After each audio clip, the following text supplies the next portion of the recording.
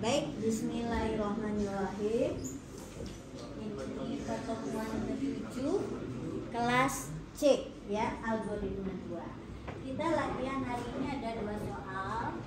Yang pertama adalah mengelola array of barang ya, dimana yang diminta untuk record barang minimal ada prosedur untuk membaca sebuah elemen barang dan menampilkan halaman. Berarti apa? Kalau di Java ya, itu biasanya akan menjadi satu tipe data baru kan record itu. Nah, contohnya seperti ini. Kalian bisa buat algoritmanya versi yang sangat sederhana. Ingat ya, untuk algoritma ini kita bisa buat dia tanpa melihat contoh program, contoh sintaksnya ya. Di sini yang kita perlu ingat kan, membungkusnya pakai kelas, ya kan? Cuma kata kelas aja yang kita ingat. Terus apa? Tipe sebelah kiri, nama sebelah kanan. Udah, nggak usah pakai titik koma kan?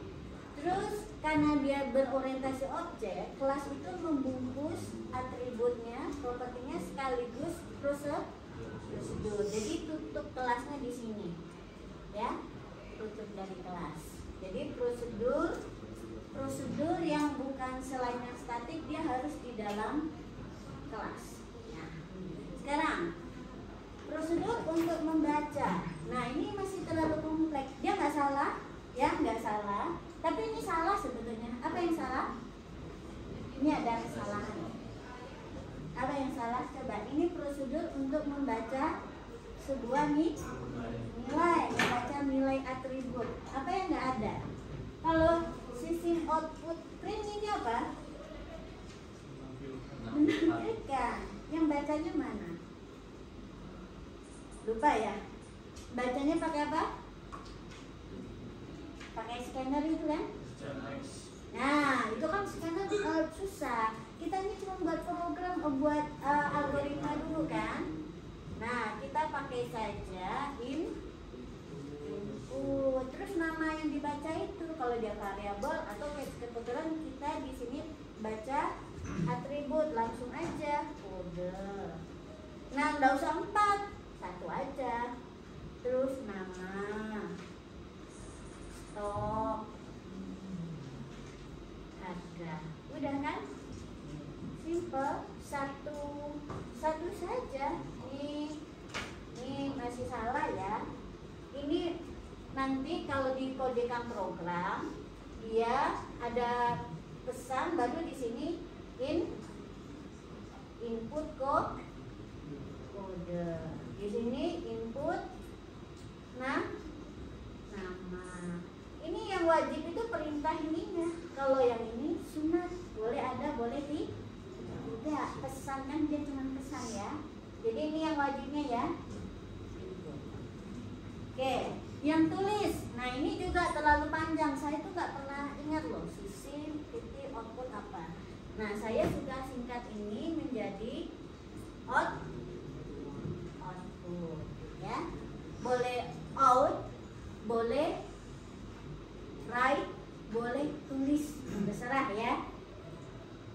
Contohnya dalam gaya bahasa pemrograman kan gitu, macam-macam ya. Terus jangan dalam tanda petik. Oke? Ini kalau kita menuliskan variabel, berarti dia tidak dalam tanda petik. Nih. Ya. Kalau gaya Java seperti ini. Kalau gaya C, tambahnya diganti dengan koma. Ya, itu. Nah, cuma sedikit kesalahan ceritanya. Terus sekarang kita nggak cukup ya, cuman ada kelas barang. Sekarang kita perlu kelas array barang karena harus jadi tipe data ya. Nah, ini dia kelas array barang. Seperti tadi, n kelasnya ada di sini ya. Terus apa yang dideklarasikan kalau untuk array? Pertama adalah array-nya sendiri. Boleh kalian kasih nama apapun di sini, tetapi nanti sesuaikan pada saat diakses. Kalau namanya A, di sini juga A. Lalu di sebelah kiri adalah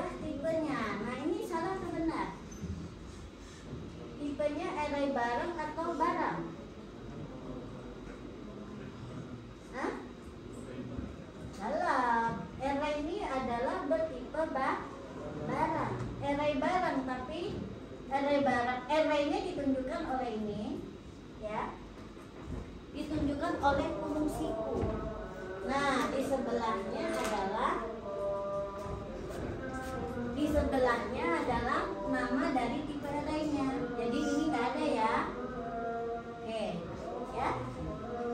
Array of barang. Kemudian di sini juga ini adalah penugasan tempat seukuran barang sebanyak n elemen. Oke, jadi itu titik salahnya. Tadi juga yang ini titik salahnya nggak ada intinya. Oke, ini nggak salah, cuma saya sederhana. Ya, terus yang di sini. Nah, pas kita baca, kita boleh bukan barang sama dengan x ya. Ini kan mendefinisikan suatu variabel namanya x, tipenya adalah barang. Oke, untuk apa?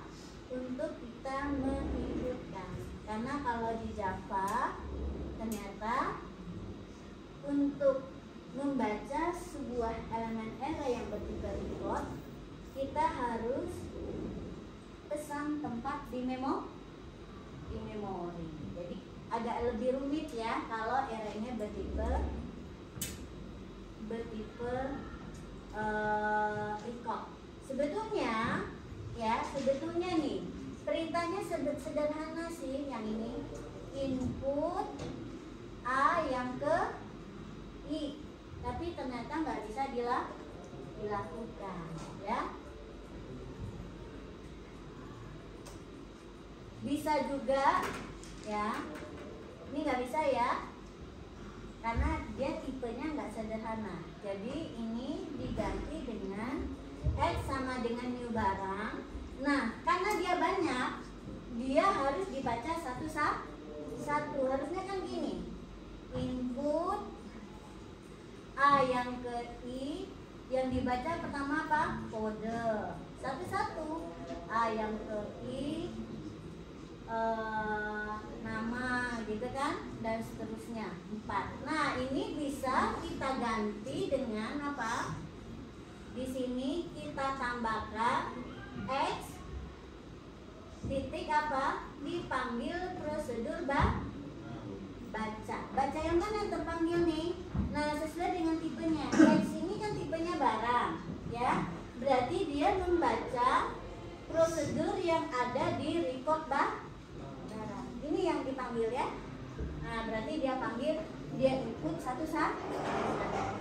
Jadi ini ya, satu lagi titik kesalahannya ini tadi nggak ada.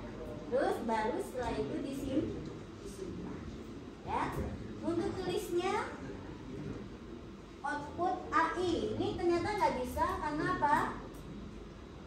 Karena elemennya bertipe record. Terus gantinya apa? Kita panggil A yang ke I, kita panggil prosedur tulis, ya, tulis milik si record, ya. Ingat ya, ini adalah AI ini kan tipenya barang, berarti dia memanggil prosedur tulis yang ada di sini, ya. Oke, sampai ini tadi terekam kan? Ya. Oke, sekarang main programnya pertama biasanya baru kita deklarasikan ya, ada sebuah objek array of barang. Nah, disinilah array of barangnya terpakai ya. Ada A ini bertipe array of barang. Oke, terus kita panggil konstruktornya. Oke, udah benar. Terus kita panggil A titik baca, ini manggil baca yang mana? Baca yang di sini atau baca yang di kelas array? Nih saya tanya nih, ini baca punya siapa? Nah, iya, karena A ini bertipe array of barang, jadi di sini yang dipanggil, ya. Oke, B tulisnya juga yang di array. Oke, sip, paham ya? Sekarang bagaimana ini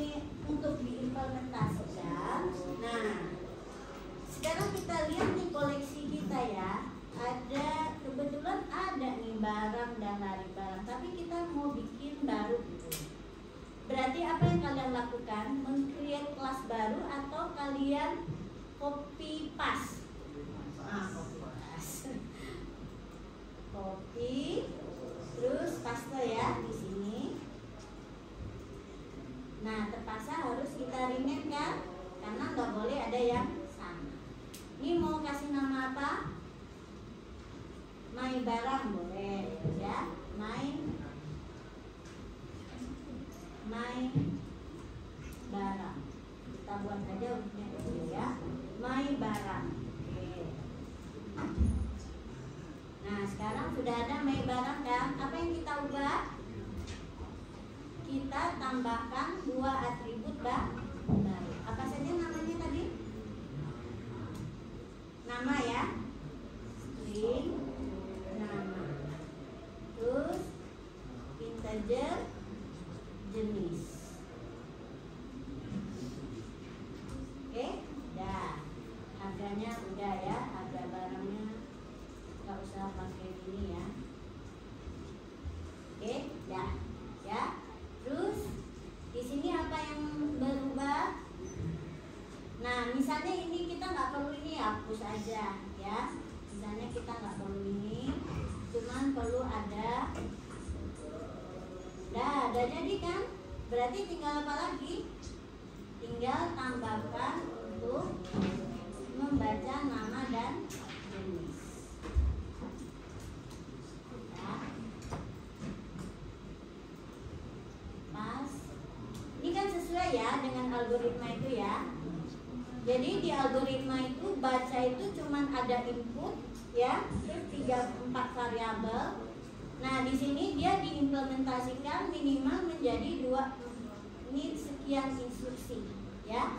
Karena setiap variabelnya kita perlu baca sepasang, ada pesan terus ada perintah inputnya ya. Ini nama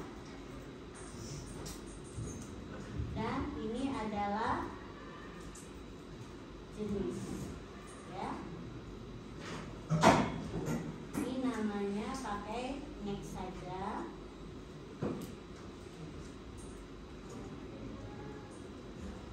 Udah ya. Terus pas tulis, nah kita nama harga di sini kita tambahkan lagi setelah harga ini kode barang ada nama ya. Terus tambah lagi pakai koma ya, tambah lagi jenis, tambah lagi koma, tambah harga ya. Jadinya seperti ini ya. Nah, lalu kode. Jadi variabel itu nggak diapit oleh tanda petik ya. Perhatikan nih, nggak diapit oleh tanda petik ya. Oke ya. Jadi yang diapit tanda petik itu hanya yang benar-benar akan tertulis apa adanya. Tambah itu adalah untuk menyambungkan setiap elemen yang akan diambil. Nah, sekarang kita cuma butuh ini ya.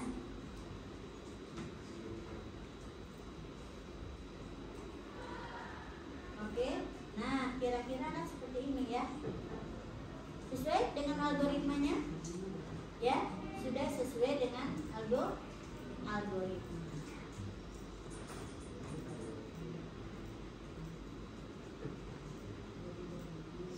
Ini baru baca apa? Baru my barang. Sekarang kita ke larik barang. Nah, apakah kita mau buat baru? Ya, kalau mau buat baru kita tadi juga ya copy paste.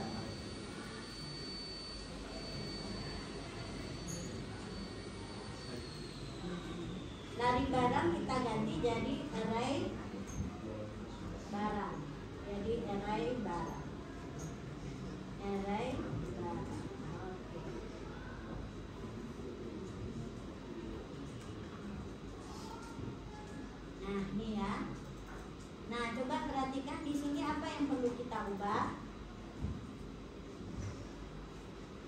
ya, tulisnya di sini baca, kan kita cuma perlu tulisnya satu ya.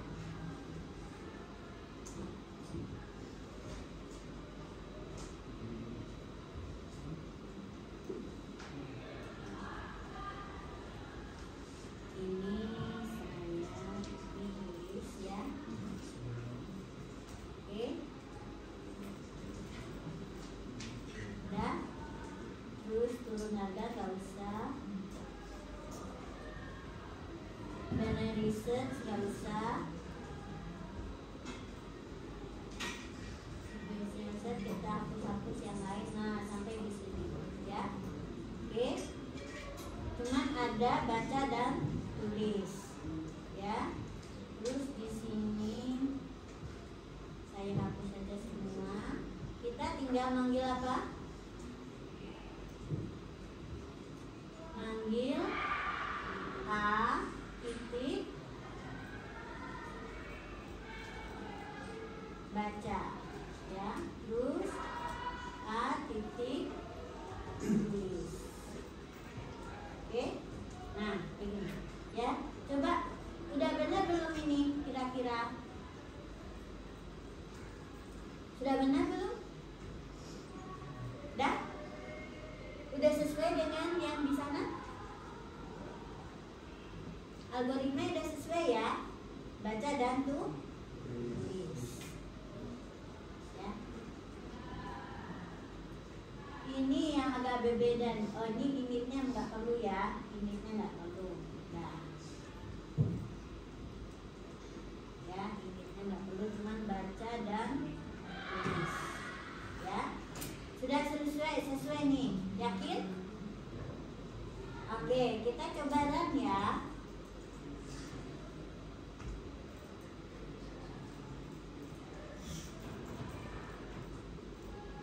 Oh, jangan 6 deh, kebanyakan. 3 aja ya. 3 aja. Capek nanti.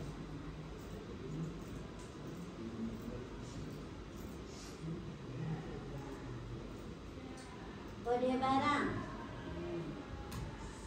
Kok langsung harga ya? Kenapa langsung harga? Padahal kan harusnya apa? Padahal kan harusnya apa dulu nih? Ada nama. Oh, ini belum diganti nama. Dan tapi juga harusnya kan bukan harga langsung ya. Nih, udah saya ubah ya. Oke, kita cobakan lagi. Kita run dari si array barang ya.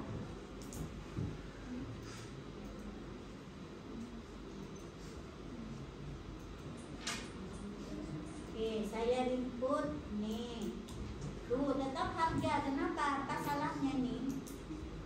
Coba siapa yang bisa menemukan salahnya apa? Harusnya setelah kode kita menginput nama Nah, kenapa nih? Algoritmanya udah benar loh, ya? Algoritmanya sudah benar kan? Ya, algoritmanya udah benar. Tapi apa yang salah di programnya? Coba perhatikan, ya. Ini my barang, udah benar. Berarti salahnya kira-kira di mana nih? Di array barang harusnya. Coba perhatikan ya. Hati-hati. Jadi programmer tuh harus teliti mencari kesalahannya. Coba kalian perhatikan di sini salahnya mana?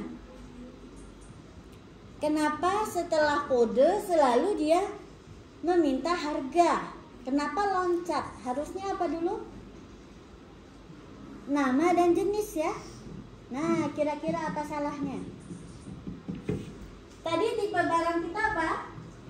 Ini tipenya barang.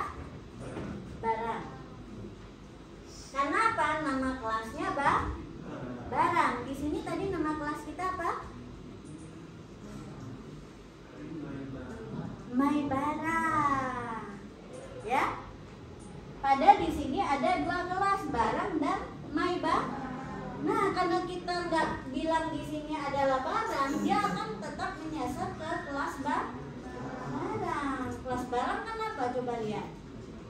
Dia memang cuma langsung dari kode langsung ke harga. Jadi apa yang harus kita lakukan? Apa yang harus dilakukan?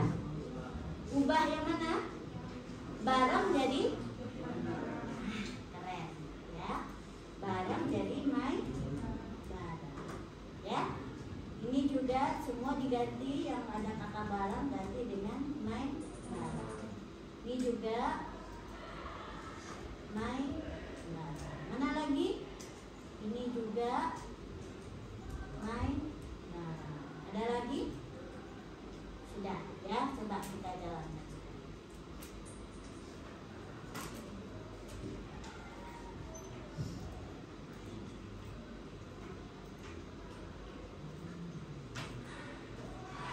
Nah, ya, 2, 3. Nah, udah bener kan? Ternyata gitu, ya. Harga segini, input lagi kode barang 7, nama barang, jenis barang, harga barang, kode barang,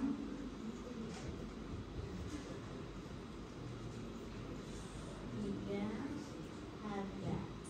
Oke, nah ini udah bener kan? Nah ini kan saya minta soalnya sederhana banget. Nanti untuk ujian yang kelas yang semester ini harus lebih susah, ya. Saya akan minta prosedur yang lebih rumit. Ya kan udah belajar searching, belajar juga sorting, ya. Ada contoh-contoh yang lain. Kemarin di latihan kita udah banyak, berarti kalian harus banyak-banyak ya bikin latihan. Oke, nah sekarang soal yang kedua, array of string. Udah ada yang buat? Siapa yang mau ke depan? Array of string. Nih kelompok yang di sini nih yang tanggung jawab. Udah ada yang selesai? Vika, ayo Vik, ayo Vik, ayo dong Vik. Nah ini nih kelas saya nih yang C. Nah itu, dah. Kami lagi latihan ya. Vika katanya mau ke depan.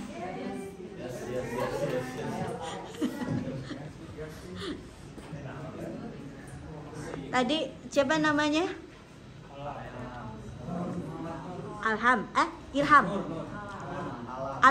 Alam yang kerjakan ini nih, yang Alam buat ya. Oke.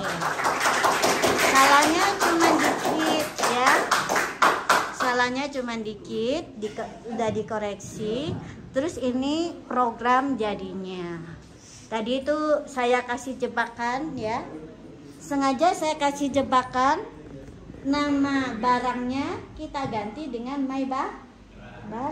Jadi hati-hati pas array-nya, jangan lupa ganti namanya ya, nama tipenya. Oke, nggak ada yang mau coba? Kalau gitu saya stop dulu ya. Ya. Untuk string itu kan tipenya sederhana ya. Nah, jadi kita lihat aja nih. Yang sudah kita punya tuh array karakter. Oke. Ya. Nah, lihat kalau untuk array yang bertipe data sederhana ya, tipe deklarasinya kita cukup butuh satu kelas ya, satu kelas saja, yaitu array string ya, dimana nanti tipe arraynya yang ini integer diganti dengan apa? Ya, bacanya sama ya, cara membacanya, cara menulisnya juga sama. Terus kalian bisa lihat di sini udah ada spesial set juga diperiksa ya. Cuman perbedaannya adalah dalam cara membaca nilai. Tapi kalau untuk string ya, kalau algoritmanya mah sama aja, semua adalah input langsung A. Oke, untuk hari ini cukup sekian. Jangan lupa nanti batas uploadnya itu jam 23.59. Apa yang dikumpulkan? kalian tulis ya algoritmanya, kalau bisa di kertas yang folio aja, di kertas apa? KPS ya. Jadi bisa muat dua algoritma itu ya, bagi dua. Jadi foto, terus nanti hasil fotonya sisipkan ke Word, gabung dengan source code-nya ya, lalu jadikan PDF. Itu yang diupload ya. Oke, terima kasih. Assalamualaikum warahmatullahi wabarakatuh. Ini aja kalian copy langsung ke Word-nya. Enggak perlu dieksekusi. Saya bisa nilai langsung dari copy ya.